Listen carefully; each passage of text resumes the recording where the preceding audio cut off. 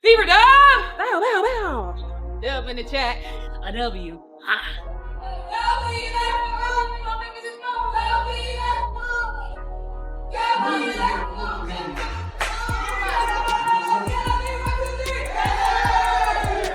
The Indiana Fever just achieved something that seemed impossible 3 months ago. They are now 4 games above 500 for the first time since 2015, and they did it without Caitlin Clark on the floor. But that's not the shocking part. While everyone expected them to struggle without their superstar, they just broke 4 franchise records in a single game against Paige Bueckers and the Dallas Wings. But here's what nobody saw coming: 2 players who were not even on the roster at the start of the season just became the heroes of this incredible story. So what were those 4 records broken? Here's a hint. They involve Kelsey Mitchell, Aaliyah Boston, Natasha Howard, and newcomers Ari McDonald and Chloe BBY. If you support the Fever, then smash that like button and comment, "I've got the Fever, let's go."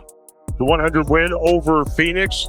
Stephanie White called that a big win. They were outstanding. Mitchell, come on. The former Dallas Wing, Natasha Howard. Nobody was looking for this. We think Kelsey Mitchell's going to shoot, but that is the play to make right there. Nobody in the passing. Everyone expected the Fever to crumble without Caitlin Clark, but something magical happened instead. Picture this scene on August 1st. Clark sits on the sideline for her 6th straight game with that groin injury she picked up on July 15th. No timetable for her return. The Dallas Wings book American Airlines Arena, home of the Mavericks, with Paige Bueckers leading the charge, hungry for a win after dropping 8 of their last 10 games. The pressure was real. Could the Fever keep their hot streak alive without their superstar running the show? In a row, a season high. Just how have you been able to find that rhythm over this stretch? I think it's been about, we've had some practices, and I think practicing has definitely tuned us up, fine tuning up as far as the details.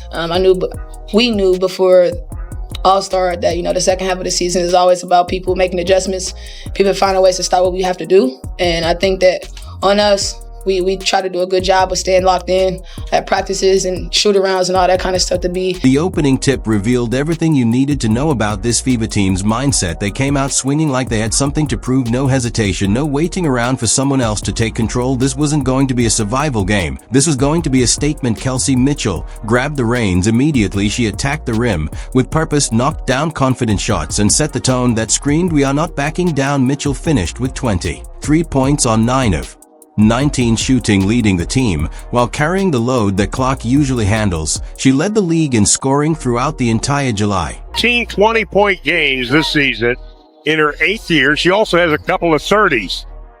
And Mitchell trades the 3. Now have a little bit of an advantage in the paint, and they need to keep doing that. That time, Dejanay went for the steal, and Mitchell kept it away from her. Would not have taken that call so gently, shall we say. Kalani Brown was her buffer last year. Is Mitchell all the way to the hole? So you stick together, communicate on defense. This is a high-octane offensive team. Beautiful pass. Mitchell was so sure of that. After she passed it, she started running down the other. But Paige Bueckers wasn't about to roll over. The rookie sensation fired back with 22 points on 7 of 14 shooting, adding 4 rebounds, 4 assists, and 2 steals. She was the only Wings player to reach double digits, showing why she is considered a 3-level scorer in her first WNBA season. This created the back-and-forth battle that had fans on the edge of their seats. Is where it gets interesting, though the free throw numbers told a controversial story. Dallas shot 25 free throws compared to Indiana's 13. That's almost double. Fans immediately jumped on social media questioning the officiating and accusing Bueckers of flopping to draw fouls. Even Wings head coach Chris Clans expressed frustration with the officiating crew after the game. Game clock almost the same. Carrington, the spin move. No foul call. The real disaster came from DJ Jane Carrington. The reigning most improved player had an absolute nightmare performance. Just 4 points with 5 turnovers in the final minute of the 3rd quarter. She dribbled up court and launched an errant shot that had fans shaking their heads. Her struggles became a major factor in Dallas falling apart. Basket here, but you got to go up strong right there. Don't shy away from the defense because they will get out in transition. And Kelsey Mitchell doing what she does. Indiana up in Dallas. When the final buzzer sounded, the scoreboard read 88-78 in favor of Indiana. The Fever had just proved they're way more than Caitlin Clark plus 4 players trying to keep up. They showed they could win games they were supposed to win, just like Coach Stephanie White acknowledged after the victory. finding ways to get wins, and that's going on some scoring bursts. That's being able to rely on multiple players, getting stops when needed, making adjustments and continuing to grow. I mean, this is a group that's been resilient all season long, and I think that we have such quality depth that we can rely on one another, and rely on one another in certain. 2 players who weren't even on the roster 3 months ago just became the Fever's secret weapons. Meet Aari McDonald. 2 players who weren't even on the roster 3 months ago just became the Fever's secret weapons. Meet Aari McDonald and Chloe BBY, 2 mid-season pickups that nobody saw coming. These weren't headline signings. They weren't supposed to change everything. They were depth moves, insurance policies for a team trying to stay competitive. Stick to your defensive principles. This is an Indiana team that has very nimble on the offensive end. McDonald from the outside rattles another 3. That's her 3rd. McDonald's story reads like something out of a movie script. She was unsigned at the start of the season. No team wanted her services. Then the Fever called on June 25th with a rest of season contract offer after being with the team for a couple of weeks prior on a hardship contract. Fast forward to this game against Dallas, and she is dropping 15 points with 6 assists while running the offense like she has been there all year. This came right after her career high performance against Phoenix the game before, where she showed she could handle bigger moments. She should have looked up and said, "Oh, aren't you an all-star?" Pass. And Cunningham completes it. That's what Indiana does better than anybody in the WNBA. Here's what made McDonald special. That night, her point guard instincts kicked in immediately. She knew when to push the pace, when to slow things down, and how to get teammates involved. Coach White noticed this right away, saying McDonald has a point guard mentality, an understanding of her impact on the game. Kelsey Mitchell called her a blessing in disguise for how she stepped up when the team needed leadership most. Yeah, I mean, I think the biggest thing with Aari is that she's dependable, and she's dependable not always for production, but she understands the impact that she can make in the game, and she understands how to do it. Starting it on the defensive end, pushing pace, dictating tempo, getting to the rim, creating shots for her teammates.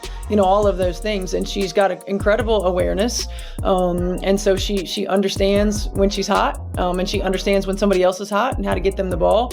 But I've just been really proud to see her confidence grow in our system, and the ownership that she's taking in being that leader on the floor for us. Then there's Chloe BBY, who made an immediate statement. She knocked down 2 crucial 3-pointers in limited minutes off the bench. Those weren't lucky shots. They were perfectly timed momentum builders that gave the Fever breathing room. BBY's ability to stretch the floor created space for other players to operate. Coach White praised her quick integration into the system, saying she understood how to make plays and showed readiness to shoot when opportunities came. Boston, the rebound to Mitchell.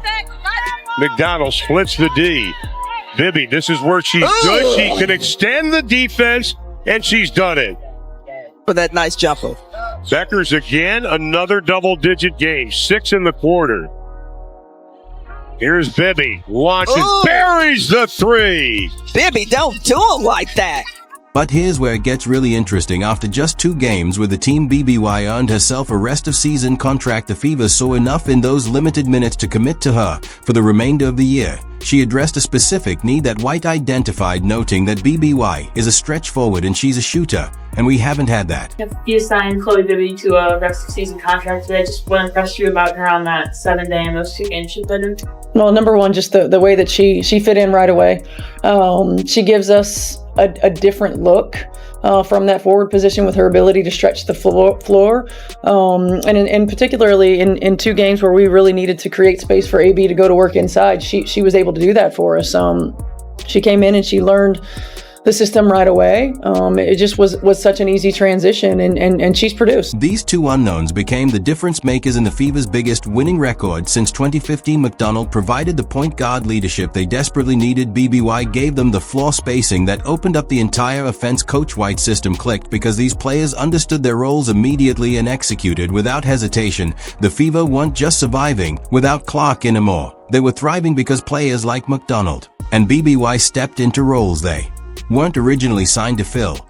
But they weren't the only ones making history that night. While everyone watched the scoreboard, the Fever were quietly breaking records that hadn't been touched in franchise history. 4 different achievements happened in one night. These weren't just good performances, these were record-breaking moments that rewrote what this team could accomplish. Here's the first one that shocked everyone. Aaliyah Boston and Natasha Howard became the first WNBA teammates ever to record at least 10 points, 10 rebounds, 5 assists, and 2 steals in the same game. Think about that for a second. In the entire history of the WNBA, no 2 teammates had ever achieved those numbers together. In one night, Boston put up 12 points, 11 rebounds, 5 assists, 3 steals, and 1 block.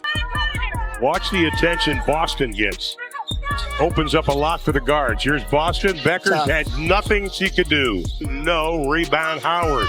That's rebound number 9 to go along with her 9 points. Beautiful dish inside to Boston. What we'll do is share the basketball here. Just a little dump down to Boston. Paige Carrington rolls to the hole. Howard with a rejection. To the basket here, but you got to go up strong right there. Here's where things take a surprising turn. Chloe BBY broke a franchise record by sinking multiple three-pointers in each of her first 3 games with the Fever. Those shots she hit were not just impressive, they were historic. No other player had ever begun their Fever journey by knocking down multiple threes in 3 straight games. And then there's Aaliyah McDonald. Her story gets even more unbelievable as she became the 3rd fastest player in franchise history to tally 150 points and 50 assists. Only Caitlin Clark and Tamika Catchings got there faster, placing McDonald in legendary territory. For someone who was unsigned just a few months ago, her scoring touch and playmaking instincts have been vital in stabilizing the team's backcourt and guiding the offense during Clark's absence. Pass outside to Howard. Oh, Boston wow. at the basket. Foul on Haley Jones. It is not a move her out geographically away from the lane to get her off the basket. Tough rebound there. Geisel shooter's going to come out. Lee Uru will check in. But that's not all. Kelsey Mitchell now leads the entire WNBA in most 20-point games after the All-Star break. Her 23 points against Dallas marked her 13th game this season with 20 or more points. Mitchell has been the steady scoring threat that keeps this offense moving even when other players struggle. The 100 win over Phoenix. Stephanie White called that a big win. They were outstanding. Mitchell, Come on. The former Dallas wing, Natasha Howard. Nobody was looking for this. We think Kelsey Mitchell's going to shoot, but that is the play to make right there. Nobody in the past. 4 records in one night proved this wasn't luck. This was a team discovering its true identity and revealing just how dangerous they could be when every player stepped up together. The powerful duo of Boston and Howard gave them a level of front court dominance that had been missing for years. Mitchell brought the steady scoring they relied on. BBY instantly changed the spacing with her timely threes, and McDonald directed the offense with the poise of a seasoned, flawed general. But just when it felt like the story had peaked, everything changed after the final buzzer in a way nobody saw coming. When we get a chance to really put ourselves in a position to, win games, we got to win them.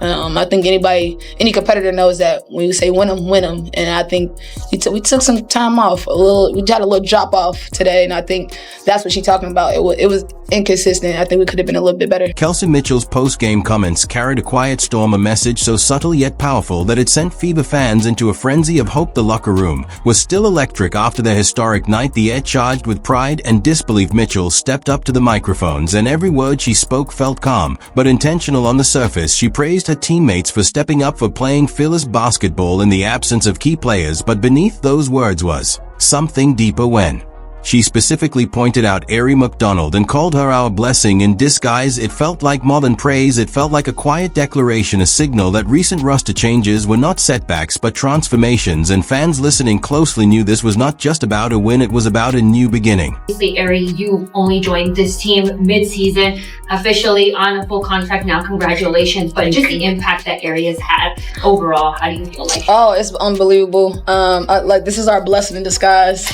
We always tell her that we appreciate her. Our season was all over the place, obviously, with the people that was on the team, the people that wasn't on the team, injury, Tutu not being around as much with her injuries, and just it takes a lot for a pro to step up and, be where her feet is and step and fill in shoes that, not a lot of people expect. And I think for Ari, she complements myself, all the other players so well because she just gets it as far as knowing where people are, knowing the chemistry. And I think for us to her, we have to make sure that we keep patting her on the back because this is a big position to fill. And I think that she's doing it unbelievably well. So shout out to you, Ed. In regards to or about this, but Ari, just the impact that she's had for you all this season.